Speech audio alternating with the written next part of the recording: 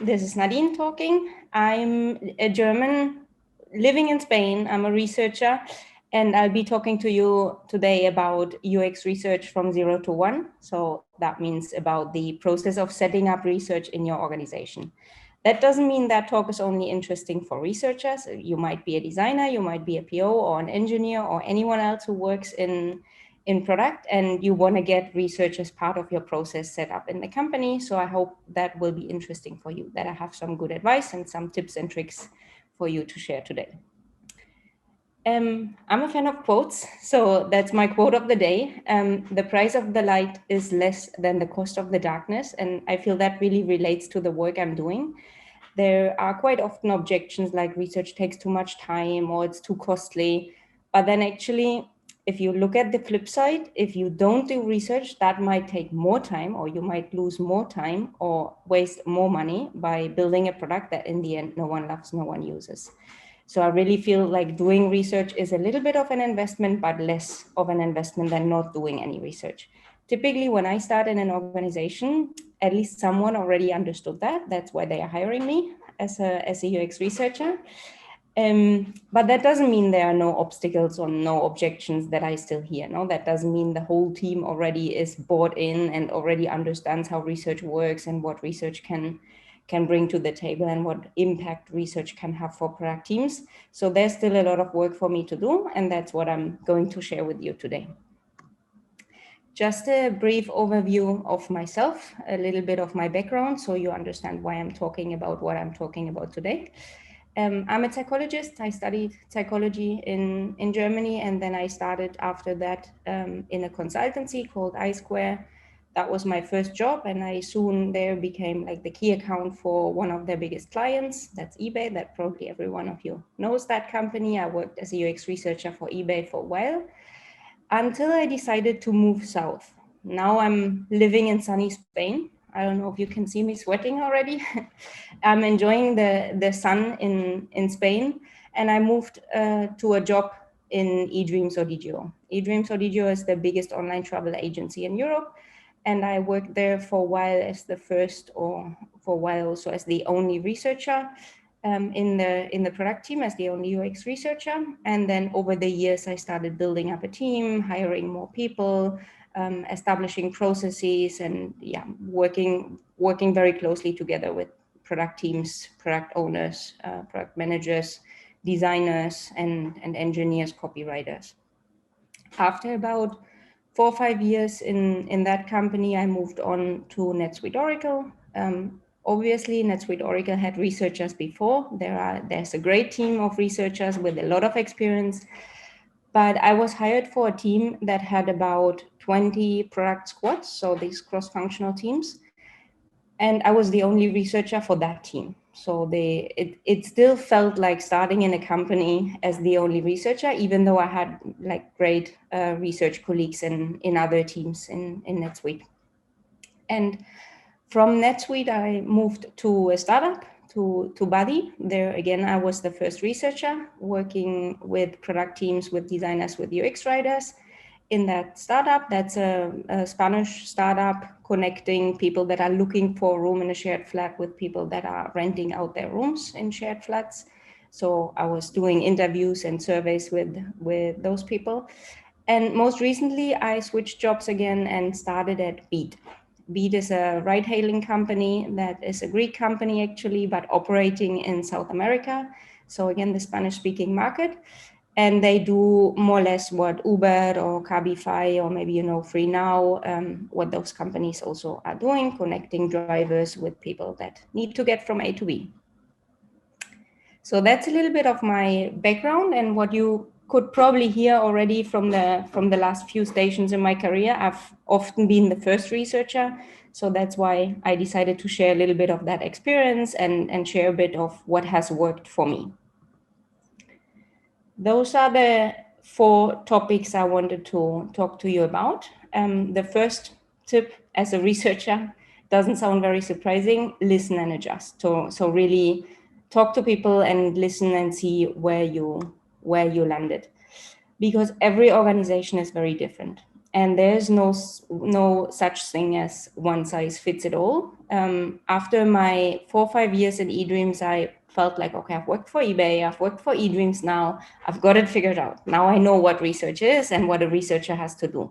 I moved to NetSuite and the whole situation was different. I found myself in a B2B context. I found myself in a company where a lot of people already do research without calling it research. There were sales agents, there were product managers talking to customers on a regular basis, trying to understand requirements, trying to come up with feature ideas from there.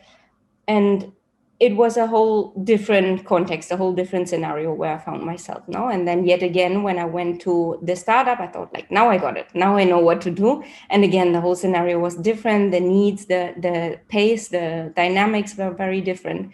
So I'd really recommend to always start from where exactly the company is. Figure out how much your colleagues already know about different aspects of research. Who are the fans? Who are your supporters? What are the objections? What are the doubts that maybe other people have? Will you hear things like research takes too long, or research is too pricey, or will you hear something about the methodologies itself, like we don't believe what 5 people say, or there are all these different kind of objections. You need to listen carefully, and then in every conversation, in every project, in every chat or discussion, you can address those very specific issues or doubts. Also, it's very important to really understand well from the beginning who in that company is already doing research. So obviously I'm hired as a UX researcher, I will be one doing research, but I'm never the only one. When I start in a company, there are most likely already data analysts, data scientists, product analysts. There's a customer insights team or customer experience team. There are market researchers in other teams, and also POs, designers, sales experts, product ops people. All of them are probably doing research in one way or another. Some of them are doing user research, so even talking to people or sending surveys or analyzing app reviews or any sort of data that we have from users that we can get insights from. So it's really important that we understand that from the very beginning, who's there, who's doing what, with whom do I have to collaborate, and whom can I involve in my projects. No? On the right-hand side of that chart, you see a little bit of an abstract overview of how I'm used to work in the past few companies. There were always product teams, squads, with POs, with engineers, with designers. I'm very used to working also with UX writers and then hopefully one or several UX researchers. And then it's the green bubbles at the bottom. You see like all the other teams and disciplines that are very, very much overlapping also, or working, collaborating with me as a researcher. So once we've listened and adjusted and understood where we landed and what our challenges will be, I would say involve and co-create with your colleagues. And by that, I mean, obviously, not surprising for anyone probably, collaborate in every project work. So involve your colleagues, the stakeholders, in kickoff sessions, in the preparation of any project, in understanding what you're asked to do or what the team really needs. Involve them along the way when conducting research or when sharing results and discussing the recommendations or the insights. But I don't just mean collaborating in project work. I also mean collaboration beyond the projects. So assessing the business needs together, understanding where you are expected with research to have the biggest impact, assessing together what are the priorities, what are the biggest projects, where do we have urgencies, and then also setting up goals for research overall. So that's not something I want to do in my black box and then come back and say, I think this is the ultimate solution for our company, but I want to do that together with colleagues, understanding like what are your needs, what are your expectations, where do you feel research works already in your organization, and where do you feel we need to improve. Like as an example, when I started in Bali, there was no one. There was like no UX researcher, but there was a strong customer support team or customer experience team. They had regular conversations with users as well. They sent surveys. So there was a part that was already working. That was the feedback on the live product. There was a part that was not covered at all. That was the feedback on new ideas or designs. No? So depending on what's already there and what's already working, the situation might be quite different. And then with the teams, craft a plan, something like as easy as this, like 3 steps. We start generating impact with first projects. We focus on then in a phase 2, we focus on now let's get things more efficient and effective and establish processes and teach other colleagues maybe to get things done faster and on a bigger scale. And then maybe the step 3 could be advance and add new methodologies. But that really depends on the context. Right now, I started at Beat, and there's already a team of researchers that is doing a lot of research. They are part of the local teams, so they are researchers in Latin America, and they are using some methodologies, very sophisticated surveys. They are doing focus groups. But again, there are other parts of research or specific conversations with the product teams that don't happen yet. So my focus and what I will develop in that company will be quite different. Once we've understood where we landed and we involved everyone in planning, we need to start working. No? We need to get some projects really done and deliver some insights and have impact. So it's really important to choose the right first projects to work on. I called it here project number 1, but in reality, I mean like the first few projects, no, that everyone will see first from you. My recommendation would be to go small, go step by step, and show that research can have impact fast. So as a first recommendation, I listed here involve research champions. What do I mean by that?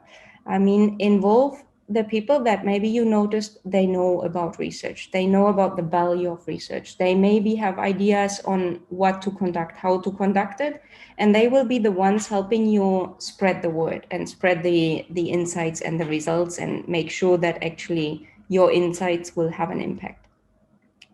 Choose an easy and easily repeatable method. So by that, I mean, don't go too big from the beginning. I wouldn't like do a diary study with a very specific tool and setting up something that takes like a month to be set up and to have an impact. But go for something small, like a round of interviews with 6 to 10 people, or a usability test, or something that doesn't take forever, and that you can go back very soon to the team and say, these are the results and this is where we need research. So you generate impact fast. On the right-hand side, you can see a mobile screen, for example, of a recent usability test. So we tested a flow of an ID verification process, and we got some very obvious insights, like the text underneath the headline was actually important to complete the flow successfully, but it wasn't really visible.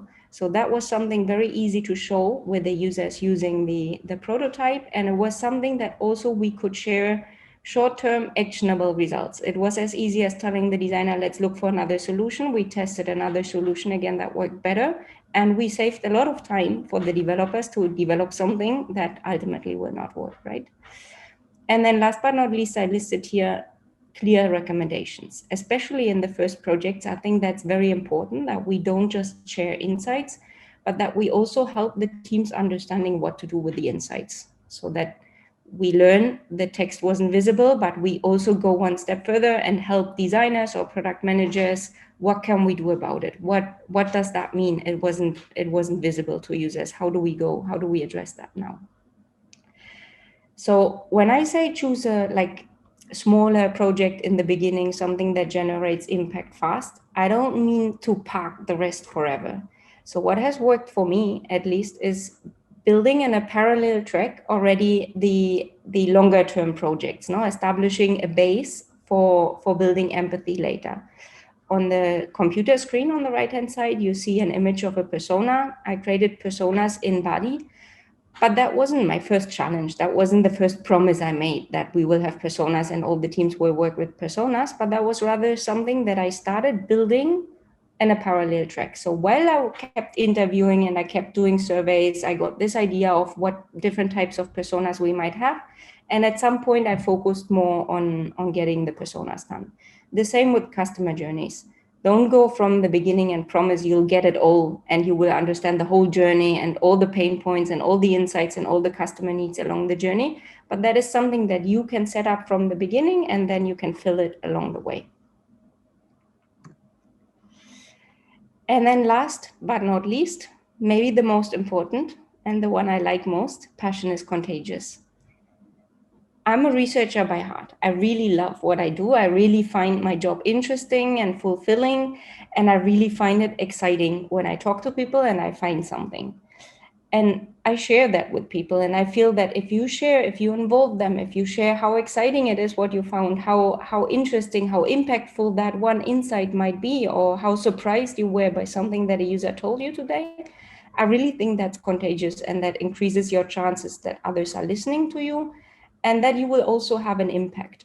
So I would say involve your stakeholders along the way by sharing your progress, by sharing anecdotes, by sharing videos, sharing quotes, or asking them, did you know? And then whatever you heard from the customer, no?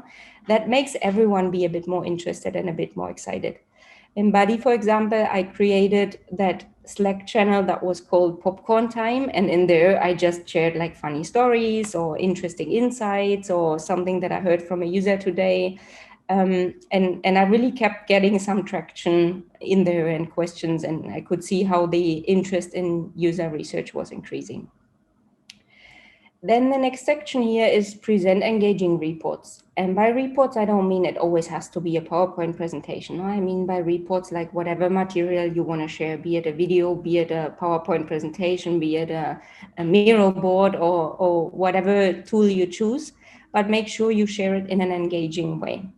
You have people in the room that might not know what research is, or that might have their objections, or might feel like, I'm wasting my time here or so, no? So you really want to get them on board. So I would recommend to share stories, not just data, and really focus on the empathy part as well, that the users are human. So show them with photos, use quotes, use video cuts, and most important, also focus on what is really important, what really matters. So don't share everything you know, but share the key insights that you want teams to remember. Don't go and present 2 or 3 hours of all the insights and everything that you considered interesting, but focus and give people as much as they can consume and actually work on, right? And then what has also worked well for me is including interactive parts like quizzes or tasks or small little activities. Or what works well in terms of user research is that you ask in the beginning, like, what do you think people would have answered to that question? And then you make your audience realize that they don't know. Sometimes if they feel after reports like, oh, that was all very obvious, I knew what they would have said. But if you ask them up front, they realize that they are not that sure, and that it is actually insightful and interesting what you're going to share. What I also did is a quiz about the personas, for example, where I even told the team I'll send the winner a German mild wine. So you got everyone a bit more excited, and was more fun activity rather than like I'm asking you facts about our personas. And then last but not least, support with acting up on the research. So if you have teams that never worked with UX researchers before, they might not really know what to do with the personas, for example, or with the insights that you share. They consume it, they understand it, they go back to their daily work. And if you really want to have an impact and you want to see them acting upon your research, implementing things, ideating on your research findings, you probably have to help a little bit with that. So plan time for discussions, either in the when you share the report or afterwards, or plan for ideation sessions, guide them through how to work with user research insights. So that's the summary of what I shared with you today. Those are just some things that work for me. Maybe some of you have other ideas or other advice to share. Those were the 4 most important tips or tricks I wanted to share with you, because that worked for me in the past. Listen and adjust. So don't work by the book. There's no one size fits it all. There's no one correct and one is wrong, but figure out where you are, what the company really needs, what your team needs, and where they stand at the moment. The second advice would be to involve and co-create, both on a project level, but also on a higher level on what am I expected as a researcher to do here, or what do we feel is missing in terms of research in our company. Then third, choose impactful projects for the very beginning. Choose the smaller ones, go step by step. Try to make sure you can very quickly show that research can have very relevant insights and can have an impact and help us all save money and failures. And last but not least, passion is contagious. If you are excited and you share it and you engage everyone, your chances will increase that people are listening to you and that they are acting on your insights. So that was everything from me that I wanted to share. If at any point you have doubts, questions, or comments, I'll be happy to hear from you.